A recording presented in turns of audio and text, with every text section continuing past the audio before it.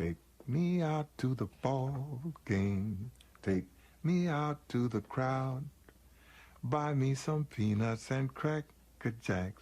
I don't care if I ever get back. We'll root for the home team.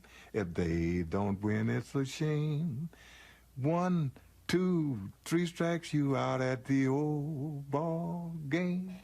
What a glorious day it is, Kansas City, November 13th on what would be Buck O'Neill's 109th birthday, and perpetuate the legacy of Buck O'Neill, the memory of the great Kansas City Monarchs, and of course the Negro Leagues Baseball Museum, the house that Buck O'Neill built. Good morning, good afternoon, everyone. Thank you all so much for being here today. It is indeed a great day here in Kansas City, Missouri, and I'm super excited to announce and to welcome everyone to Wrapped with Heart, a salute to the Negro Leagues Baseball Museum. My name is KIONA Sinks, Community Engagement Manager for the Negro Leagues Baseball Museum here in Kansas City. And what a day, what a beautiful day to be here to commemorate the life and legacy of the legendary Buck O'Neill. And I read a quote this morning when I got to the Negro Leagues Baseball Museum. I drove up, and it's crazy because people were already outside waiting to visit the museum today. And it said, "For it is in giving that we receive." And I think that Buck gave a lot, and today he's receiving a lot. And so on behalf of myself and our team at the Negro Leagues Baseball Museum, we want to say thank you. We want to extend in a heart extend gratitude to Tom, to Mr. Robbie, to Ride KC, Bike Walk KC, Kansas City Streetcar, and all of our transit families that came together to ensure that this project was to come to life today. We also would like to thank our sponsors, J.E. Don, BMG Advisors, HNTB, Lewis & Rice Attorney, Law Firm, Pro Athlete, Port KC, the Kansas City Streetcar Constructors, and just a lot of other people today that gave these beautiful designs, Signco and Global Perry, for all the beautiful work that they've done to bring the streetcar artwork to life. And so, yeah.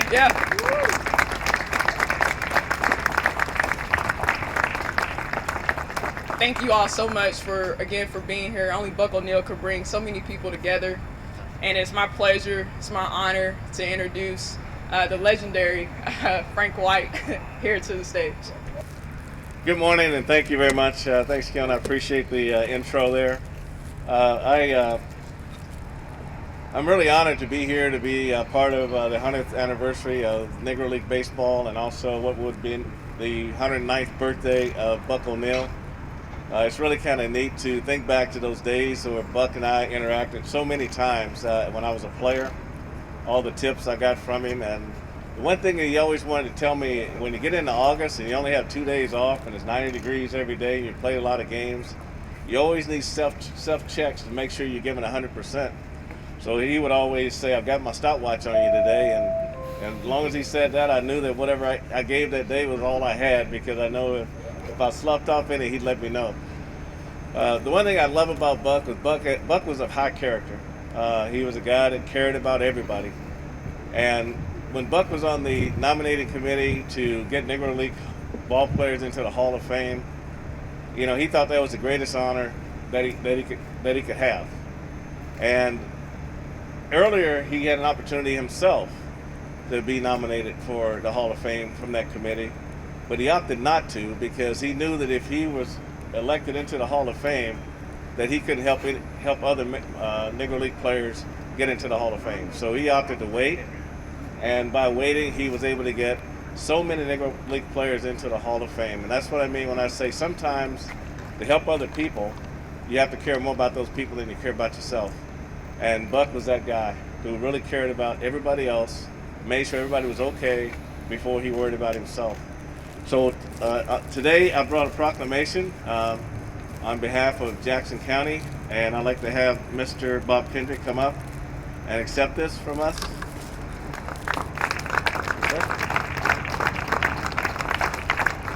I'm not going to read it all because Buck's history is long, and no one can tell it better than Mr. Bob KENDRICK, so I'm not going to steal any of his thunder by reading this. I'm just going to say at the bottom, it says, "Whereas on Friday, November 13th, 2020, a salute to Buck O'Neill and the Negro Leagues will take place in remembrance of the legendary O'Neill's 109th birthday and to commemorate the 100th anniversary of Negro League formation. And now, therefore, in accordance with the power vested in me by the Homeroom Charter of Jackson County, Missouri, I, Frank White, Jr., hereby proclaim Friday, November 13th, 2020, as Buck O'Neill Day in Jackson County, and extend my deepest appreciation for the doors Buck O'Neill opened for me and other black players, and the legacy of his resiliency, which lives on in Negro League Baseball Museum. Thank you so much.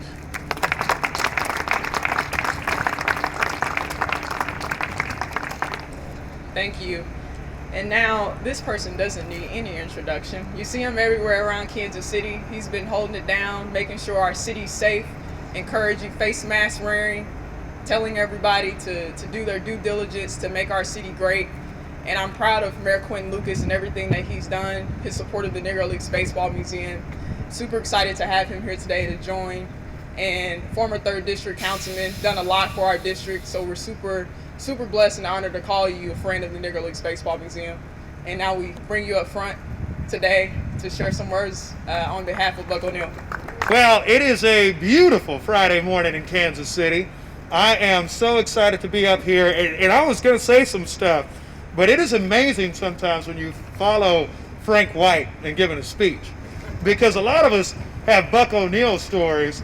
Not many of us have Buck O'Neill stories where he says, oh yeah, he was giving me advice on something, and then I was able to deploy it in a professional baseball game. So we are excited to have a number of legends from our community, Frank White among them, and we are certainly excited here to celebrate the life, the legacy, and the impact of Buck O'Neill. First of all, I want to start by giving a few shout-outs, as what elected officials do. They may be speaking later, but I'm just going to take away their thunder. My man, ROBBIE MAKIENEN of RAD KC. Let's give him a round of applause. In my very short time in elected office, we have been able to deploy zero-fare transit.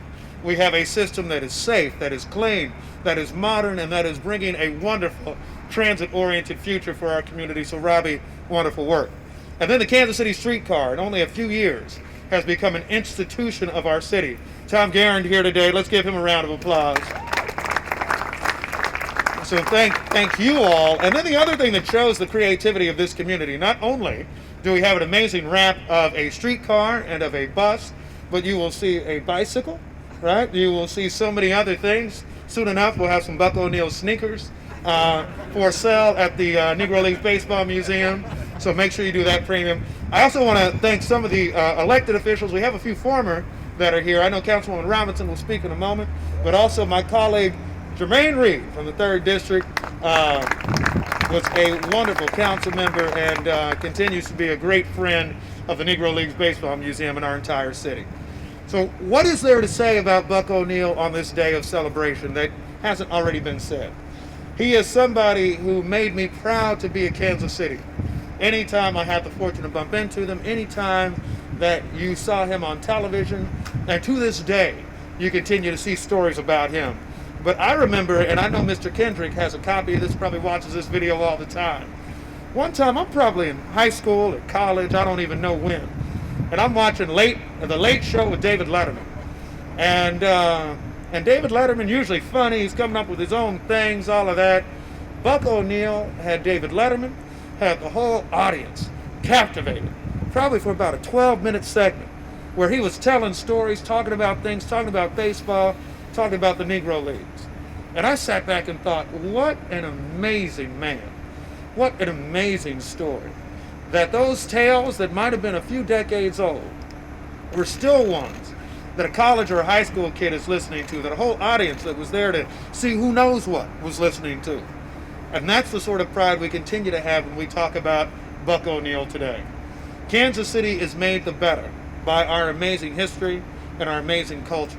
And I am so proud to live in a city, and to live kind of by the museum too, where Buck had such a tremendous impact. So today, these raps aren't just about a streetcar, aren't about a bus, aren't about a bike, but instead they're about the stories that we all need to share with others. Think of your own Buck story. For those of you who had the fortune to meet Buck, make sure you're telling them. And for those who didn't, and I see some younger folks who might not have been alive when Buck was alive, make sure you teach them some stories about what we've persevered through in the past, about where we're going, about how he could bring people together with a smile, with a good story, with love to all communities. And truly, the history of the Negro Leagues Baseball Museum isn't about baseball. It isn't just about black people. It's about our broad community. It's about our country. And that's why we celebrate them today. That's why I thank Bob Kendrick for the amazing work that he does each and every day to share these narratives. And that's why I know yesterday the City Council and myself were able to adopt a resolution on their behalf. And I hope everybody gets a chance to go visit the museum during even these times when we need to make sure we have those stories that show how we will work it through to get to brighter and better days. Thank you all so very much, and have a wonderful day. Good morning, everyone, or good afternoon, which is it? My name is Melissa Robinson, and I am the 3rd District City Council member, and I'm very proud to represent the Negro Leagues Baseball Museum as one of our greatest assets in the 3rd District. One of the things when we think about Buck O'Neil, we think about the greatest asset that he taught us that we have is our ability to love. Love is not a scarce resource, but it's something that we all can do. And he taught us that it doesn't matter what you don't have. Look at what you do have in order to make the community better.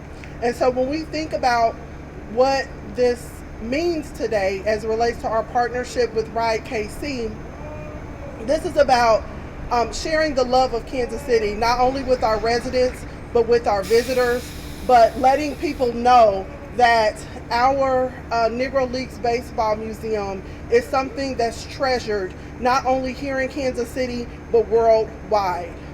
And the city has to be committed to making sure that we make investments in institutions like these that share the actual attraction that others have. People don't come to Kansas City. We have wonderful institutions, but people come to Kansas City from abroad to come to the Negro Leagues Baseball Museum. And so we have to treasure that asset just as people treasure those assets, again, from a national and world perspective.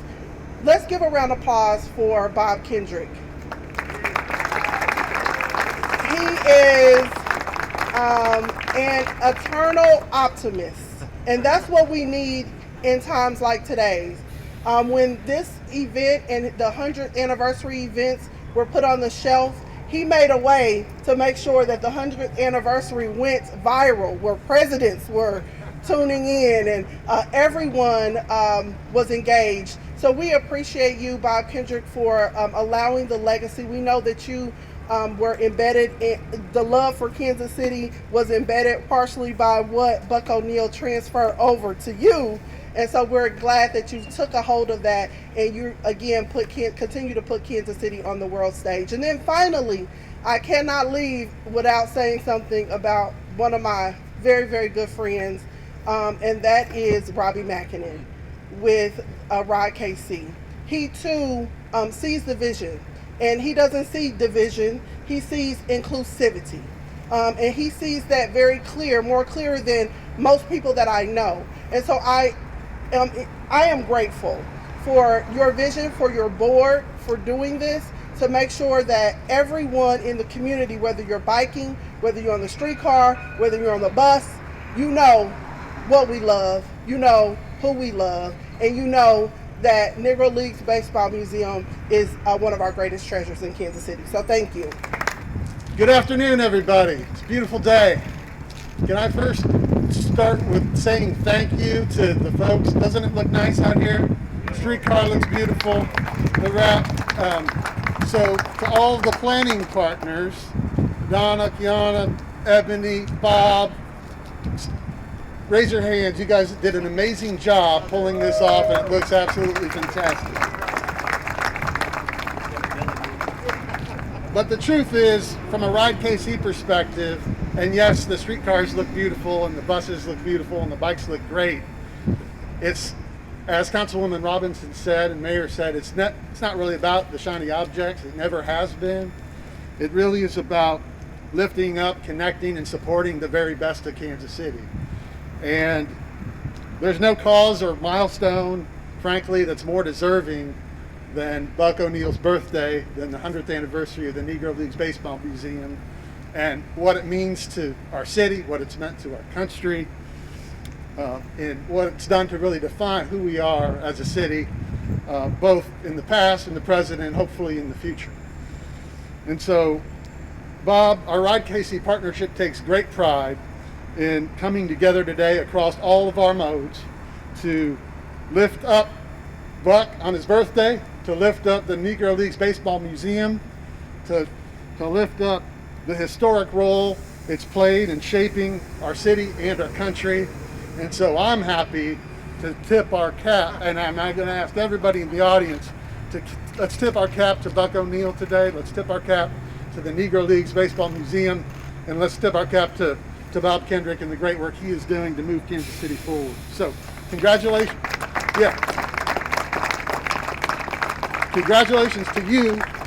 Thank you for what you do each and every day, and thank you for letting us be a small part of helping to tell this really, really, really important story. So I'm going to introduce Robbie MAKIENEN, and he's going to take it from here. Robbie? Right here? Yep. Some of you out there going, uh-oh, they gave the blind guy the microphone. You know what? Being blind has been a true blessing. Not just because I get great parking spots at Chiefs and Royals games and why people invite me to that stuff, but it's because I judge people not by the color of their skin, not by the clothes they wear, not by what they look like. I judge them by what I hear, what I feel in my heart, and what I feel in my gut. From what I understand from Bob, from Frank White, from many others who knew Buck, that's exactly what he did. And he didn't have to be blind to do it. If there were more people like him in this world, we wouldn't have half the trouble we have. So what is public transit when it compares to the Negro Leagues and Buck O'Neill? Let me try and tie it together. Mayor talked about zero fare. Melissa talked about it. The fact is, quietly, is there a press here? Okay. Well, quietly, and you don't cover it because it's not sexy, it's not violent, it's not controversial. Quietly, since the beginning of the year, it has been free to ride public transit in the Kansas City region. And what? Quietly, Mayor Lucas, Melissa Robinson, the ATA folks, quietly, we have given about 40,000 free rides a day to the citizens of Kansas City.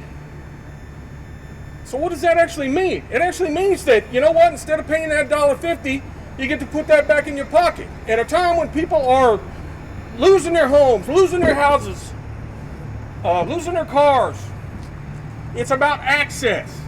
It's about access to opportunity. And isn't that what Buck O'Neill was about? Isn't that what the Negro Leagues were about?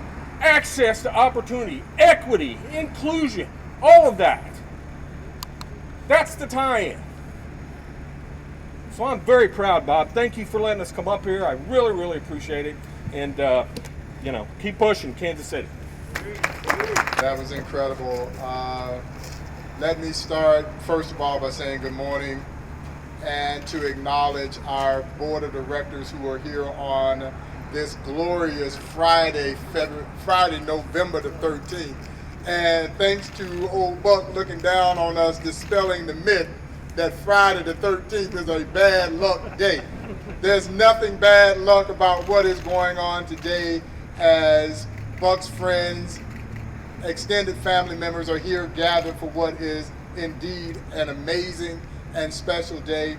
I want to thank Robbie and Tom, the incredible team over at Ride KC, all were who involved in bringing this amazing idea to life. My friends over at Global Prairie, particularly Josh Chavis, for coming up with this incredible design and those who brought the design to life. I knew that when I saw the concept that it was going to be pretty special. But when I got here this morning, it was even more amazing than I ever even could have imagined that it'd be.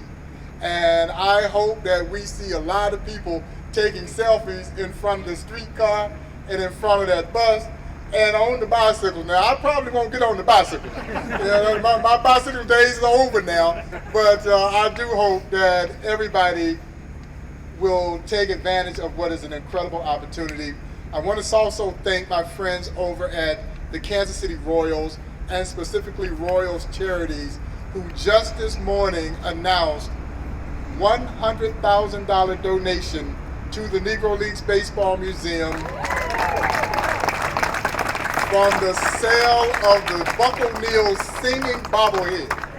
And as I shared with my board members yesterday when I sent them the message that we had generated $100,000 from this, that is music to my ears. Yeah, we all love to hear Buck sing, and $100,000 later, I can't wait to hear him sing some more. And so people oftentimes ask me what I remember the most about Buck O'Neil, and the mayor and Melissa and Frank, Robbie and Tom have really kind of captured the essence and the spirit of what this man represented, and why it's so important that his legacy plays on. And for me, I was so fortunate. I consider myself to be blessed to have spent just countless times traveling the country with Buck O'Neil, from drives in the car to plane rides and breakfast and lunch and dinner, and so many laughs on the golf course. And what a blessing it was for me to share those moments, and literally watching him, Frank, as he would gallivant across this country, preaching the gospel of the Negro Leagues and the virtues of his museum to any and everybody who would listen. And because he did not want them to be forgotten. He built this museum 30 years ago so that they would be remembered, and so that we would be reminded of those who made tremendous sacrifices to not only help the game of baseball be better, but to make our country better. And so when we lost him 14 years ago, and it's still hard for me to believe that it's been 14 years since Buck O'Neil passed away, because as I mentioned yesterday at council, everywhere I go, someone has a Buck O'Neil story. And I never get tired of hearing them. Bring them on. Yeah, and because when you do, you keep him alive. But the thing that I will forever hold on to when I reflect and remember the life of Buck O'Neil is that you always felt better leaving Buck than you did when you came to see him. And there would be days, folks, now remind you, the Negro Leagues Museum is only 2 stories. You know, the museums at 18th and Vine is only 2 stories. We're proud to share it with the Jazz Museum, and my friend Rashida, who represents the Jazz Museum so wonderfully well. Please welcome her. She, my heart goes out to her because she took over this job, and then a doggone coronavirus pandemic comes as soon as she takes over this job, but she's done a magnificent job of guiding and steering the American Jazz Museum. And so there would be days when he would come into the museum, and I'm ready to get on the elevator to go up to the 2nd floor, and here's 94-year-old Buck O'Neil running into the building, and I'm saying to myself, damn, I can't get on the elevator now. I got to walk up the stairs with Buck, and I can tell you this, it was one of the most energizing experiences that you would ever receive. And so it fills me with great joy that 14 years later, Buck O'Neil is still being remembered. 14 years later, Buck O'Neil is still loved as much as he was when he was here with us in an earthly fashion. And it just is something that all of us, our entire team at the Negro League Baseball Museum, all of our board members and all of our supporters, we are just absolutely overwhelmed by this continued outpouring of love and support for the things that we're doing. And in this 100th anniversary of the Negro Leagues, and the mayor and I were talking yesterday, it seemed like it was eons ago when we gathered in February to commemorate the 100th anniversary, and a month later, all heck broke loose with something called the coronavirus. But as Melissa said, I am extraordinarily proud of our team at the Negro Leagues Baseball Museum for what we've been able to do to keep this 100th anniversary alive and well, to keep the spirit of Buck O'Neil still playing in our great city. When he came to Kansas City, he pronounced then that I knew that I was coming to the heart of America. I never knew that I was coming to the center of the universe. That is what Kansas City meant to Buck O'Neil.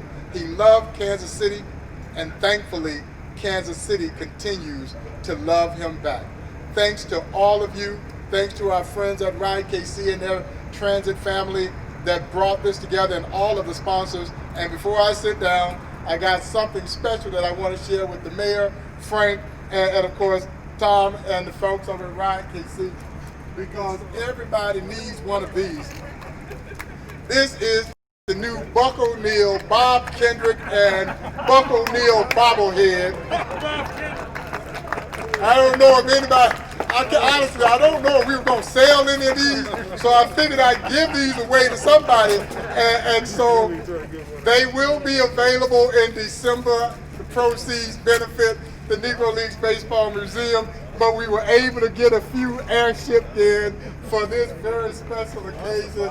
So now please put me on your desk. You got permission to slap me on the back of my head now.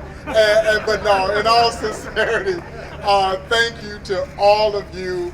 If you get the opportunity today, please join us via live stream.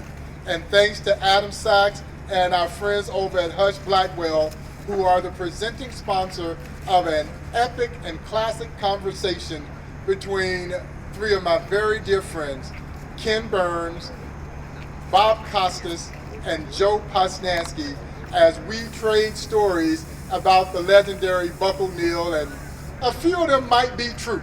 Yeah, but you know, it'll be a barbershop conversation, and that will be live via our Facebook page, live stream via our Facebook page. So please tune in all weekend long. The first 109 people who visit the Negro Leagues Baseball Museum will get this Heart KC pin, because our city is wrapped in heart as we remember the great Kansas City Monarchs. And if you can't make it this weekend, just make plans to visit the museums at 18th and Vine.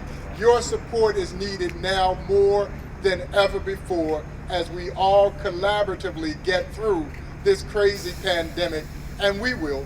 We absolutely will. This too shall come to pass, and I know we'll be better as a result of. Thank you all so much for having us. Tom, the incredible team at Ride KC, thank you all. Me out to the ball game, take me out to the crowd, buy me some peanuts and cracker jacks. I don't care if I ever get back, we'll root for the home team. If they don't win, it's a shame. 1, 2, 3 strikes, you out at the old ball game.